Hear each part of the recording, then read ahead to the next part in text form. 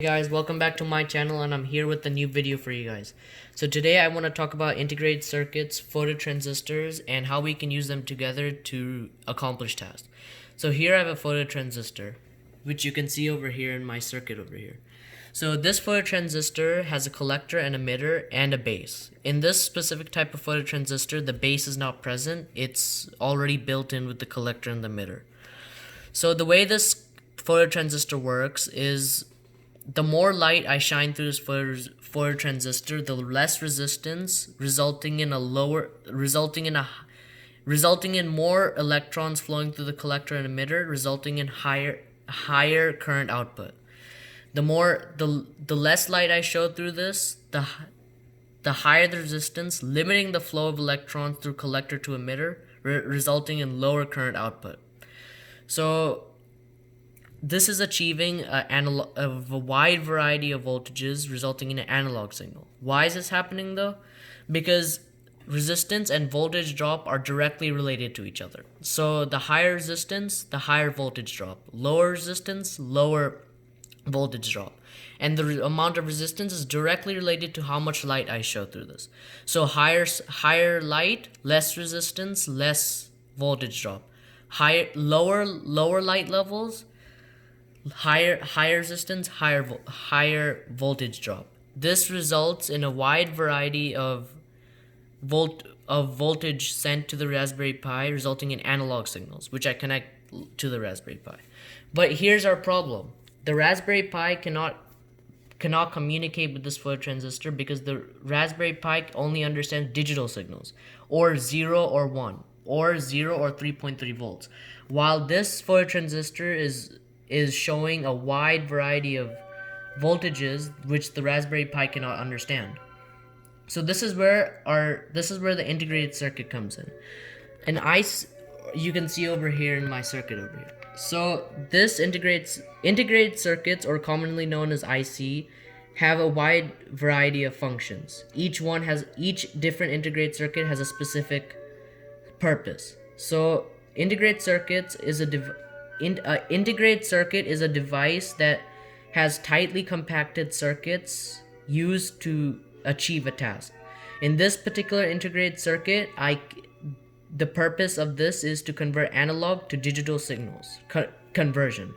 So if let's see how I can actually use this. So if I use this integrated circuit over here with this phototransistor, I'm basically converting all the analog signals which this phototransistor is producing, sending it to the integrated circuit, and sending whatever digital values come out of the integrated circuit to the Raspberry Pi, allowing the Raspberry Pi to communicate with the phototransistor. So now let's see what actually goes on inside.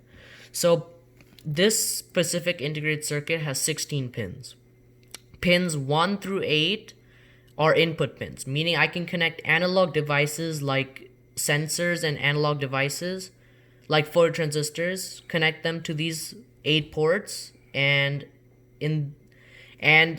connect, and then ports 9 through 16 I connect to the Raspberry Pi, and I dish whatever analog signals over here, conversion over here, and then sending whatever digital signals to the Raspberry Pi. So this specific integrated circuit can process 10 bits of information, or 1024 steps, meaning that in between 0 and 3.3 volts, there are 1024 steps. So let's just say I divide 3.3 by 1024, and that gives me 0.003 volts. So what is this, you ask? This means that this integrated circuit can sense voltage variations up to 0.003 volts, meaning that it can sense even the small voltage that 0.003 volts produces. It can sense that change. So that's what this means, that it can process 10 bits of information. So now let's see how this looks like in the bigger picture. So over here I've connected the phototransistor to the integrated circuit. In the integrated circuit, I'm having the analog to digital conversion, and then I'm sending out all the conversion signals to the Raspberry Pi. And one thing before I forget, let me just explain the ports to you. The ports 9 through 16. So ports 16 and 15 are voltage ports, and ports 14 and 8 are ground ports, meaning 16 and 15 ports, pins 16 and 15 I have to connect to voltage, and pins 14 and 8 I have to connect to ground. And the pins 12 through 9 I connect to the Raspberry Pi, allowing the Raspberry Pi to directly communicate with the phototransistor, as you can see over there. Okay, and so now let me actually explain my program to you guys. The Python program that's running in the background. So in order to actually use this integrated circuit, I have to import some libraries. As you can see over here, I've imported Adafruit underscore MCP3008. This is the library which contains which tells the Raspberry Pi on how to use this integrated circuit. And so over here you can just see I've addressed this library and just used the specific terms for this library. And then over here I'm checking the channel 1 where I connect my analog signals to, and I'm just checking that for values. And then over here the rest of my program. So now let's actually give this program a run. So let's see what happens. So right now the light is lit up, simulating. So this circuit actually kind of simulates what you would find in like day sensing lights, or that turn on automatically once day is over.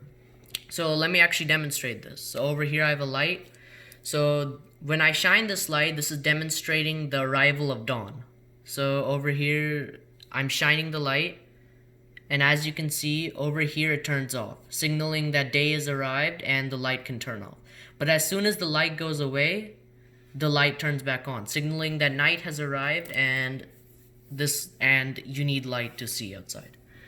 So thank you guys for watching, and this is how I've used integrated circuits and a phototransistor to work together to accomplish tasks. Thank you for watching.